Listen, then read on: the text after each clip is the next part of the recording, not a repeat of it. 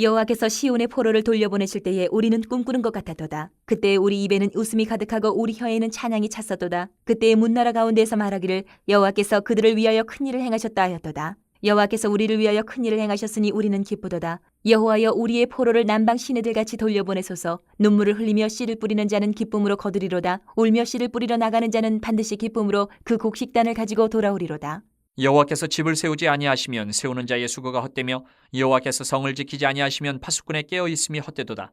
너희가 일찍이 일어나고 늦게 누우며 수고의 떡을 먹음이 헛되도다. 그러므로 여호와께서 그의 사랑하시는 자에게는 잠을 주시는도다. 보라, 자식들은 여호와의 기업이요 태의 열매는 그의 상급이로다. 젊은 자의 자식은 장사의 수중의 화살 같으니 이것이 그의 화살통에 가득한 자는 복되도다.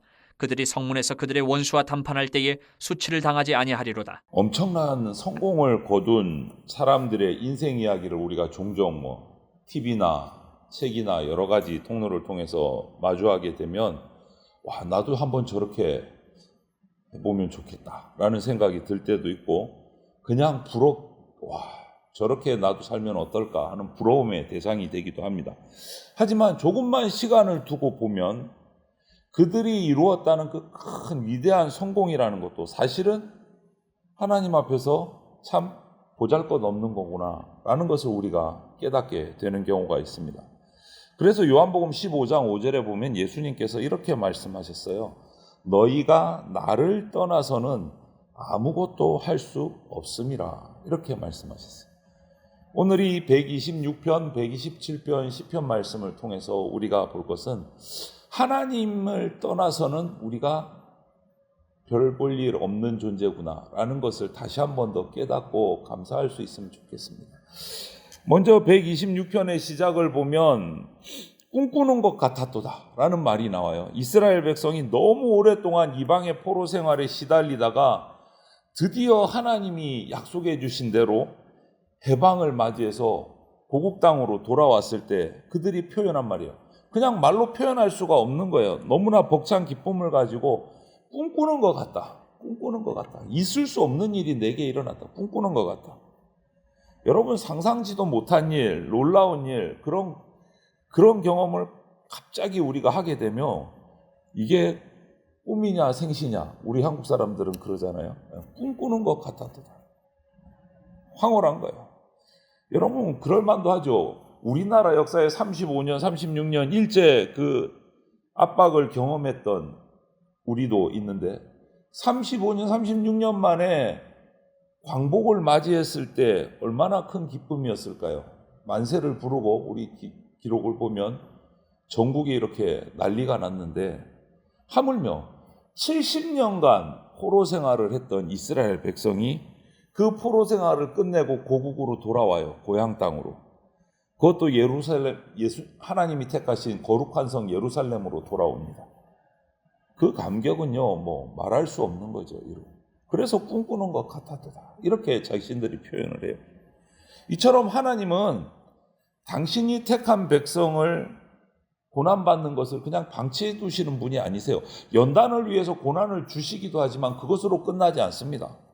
당신의 자녀들을 산들이 예루살렘을 둘러싸서 보호하는 것 같이 보호해 주시고 지켜주시는 사랑의 하나님이세요. 큰 죄를 지으면 매를 들기도 하시지만 그게 영원한 매가 아닙니다. 영원한 형벌이 아닙니다. 반드시 마음을 돌이키셔서 다시 회복하게 하시고 평안을 찾게 해 주신다라는 거죠.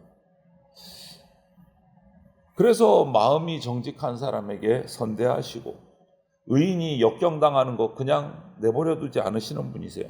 그리고 당신이 택한 백성이 시련을 오래 당하는 거 그것도 보지를 못하세요. 반드시 구원해 주시는 전능의 하나님이시다. 그렇기 때문에 하나님을 믿는 우리들은 결코 절망하지 않습니다. 지금은 어려울지라도 그것이 오래지 않다는 믿음이 있기 때문에. 그래서 미래를 위해서 어려워도 씨앗을 뿌리는 거예요. 그리고 그 씨앗이 열매 맺을 것을 확신하는 거예요.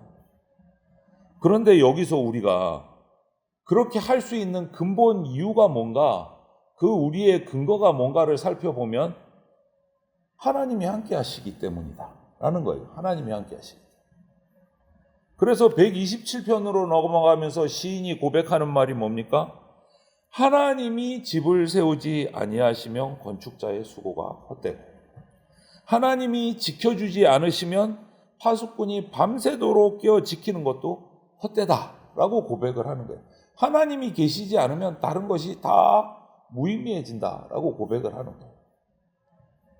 여러분, 하나님께서 우리와 함께하지 않으시고 우리를 떠나버리시면, 복주지 않으시면 새벽에 일어나서 밤중까지 아무리 열심히 노력을 해도 우리에게는 열매를 거둘 수가 없어요.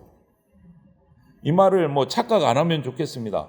그럼 성실하다는 게 별 필요가 없는 거야, 그냥 막 살아도 되는 거야, 이렇게 말할 수도 있는데 그런 말씀이 아닌 거죠. 우리 인간의 성실함은요, 하나님의 도우심과 함께 가는 거예요. 하나님의 도우심이 우리 인간의 성실 가운데 함께 하실 때 열매 맺게 된다는 거예요.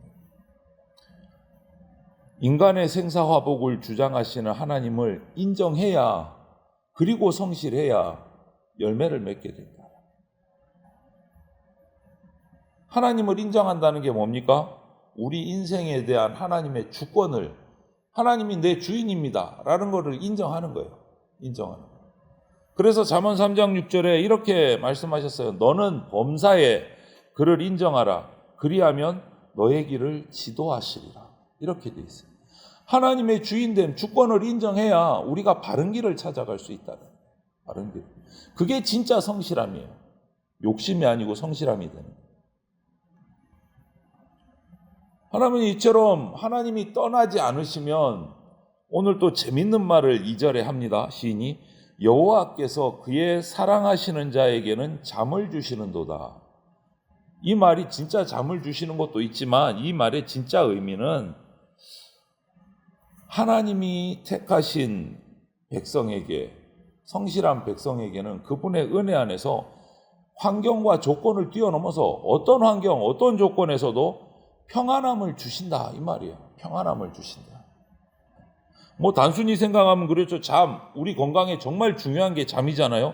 잠을 제대로 자지 못하면 만병의 근원이 된다, 이렇게들 말해요. 여러분, 근심 걱정에 딱 붙잡히게 되면 쉽게 잠 안 옵니다, 우리는. 그런데 그런 상황 속에서도 하나님께서는 그것을 뛰어넘어서 평안함을 우리에게 주신다는 거예요. 사랑하시는 자에게. 하나님이 함께 계셔야, 거꾸로 하면 하나님이 떠나시면 이런 평안함은 우리에게서 사라진다, 이 말이죠. 시편 앞쪽에 우리 3편을 보면 다윗이 아들 압살롬이 반란을 일으켜서 군대가 막 쫓아옵니다. 도망을 가요. 그 힘들고 어려운 상황에서, 아들이 반란을 일으킨 그 복잡한 상황에서도 이렇게 표현합니다. 시편 3편을 보면 여호와여, 나의 대적이 어찌 그리 많은지요. 일어나 나를 치는 자가 많도소이다. 여호와여, 주는 나의 방패시오 나의 영광이시오 나의 머리를 드시는 자니이다. 내가 누워 자고 깨었으니 여호와께서 나를 붙드심이니. 그 경각 중에도 누워서 자고 깨고 한다는 거예요. 왜? 하나님이 함께 하시기 때문에. 하나님이 함께 하시기 때문에. 평안함을 주시는 거예요. 상상할 수 없는 평안함을 주시는 거예요. 여러분, 하나님을 떠나서는 우리가 이 평안함을 얻을 수가 없어요. 하나님을 떠나서는 꿈꾸는 것 같은 그 기적을 체험할 수가 없는 거예요. 하나님을 떠나서는 아무리 씨앗을 심어도 거둘 수가 없는 거예요, 열매를. 하나님을 떠나서는. 그리고 또 한 가지 시인이 말하는 것은 자녀는 하나님이 주시는 기업이요 상급이다, 이렇게 말을 해요. 하나님은 나 당사자뿐만 아니고 나의 후손들을 통해서 하나님의 거룩한 뜻을 이어가십니다. 우리 가문을 통해서, 나로 끝나는 게 아니다라는 거죠. 우리 가족들, 우리 후손들을, 우리 다음 세대를 통해서 하나님의 뜻을 이어가십니다. 그러니까 우리 후손들이 곱게 하나님 은혜 안에서 자라주는 것은요, 하나님의 특별한 선물이 됩니다. 우리 다음 세대를 통해서 믿음의 가문이 세워지고, 우리 다음 세대를 통해서 우리 대전장로교회가 부흥해가고 하나님이 일을 더 크게 해나간다. 이거는 우리의 큰 자랑이고 긍지가 되는 거예요. 긍지가 되는 거예요. 집을 세우는 것도, 성을 지키는 것도, 내 산업이 성공하는 것도 하나님이 떠나시면 안 되지만, 우리의 다음 세대가 올곧게 자라서 하나님의 사람으로 튼튼하게 자라가는 것, 이거야말로 하나님이 주신 특별한 복이다라고 시인은 오늘 이야기를 하고 있어요. 여러분, 이 모든 것이 딱 하나의 조건이 있어요. 하나님이 떠나시지 않으셔야 돼요. 하나님이 함께 계셔야 돼요. 하나님이 떠나시는 순간 이 모든 것은 다 사라집니다. 오늘 본문 이 126편, 127편 두 편이 이어지는 말씀으로 보는 이유가 거기 있어요. 딱 하나 연결고리는 하나님이 떠나시면 이 모든 것이 아무것도 아니다. 하나님이 떠나시면. 하나님이 계셔야 이 모든 일들이 이루어진다. 여러분, 우리 날마다 순간마다 내 인생의 주인이 하나님이십니다. 이 사실을 우리가 고백하고 확인하면서 각자의 삶을 돌아보셔야 됩니다. 내 인생은 내 거야 라는 이 엄청난 착각을 버려야 됩니다. 내 인생은 하나님의 겁니다. 내 인생은 하나님의 것입니다. 죽든지 살든지 하나님의 것이에요.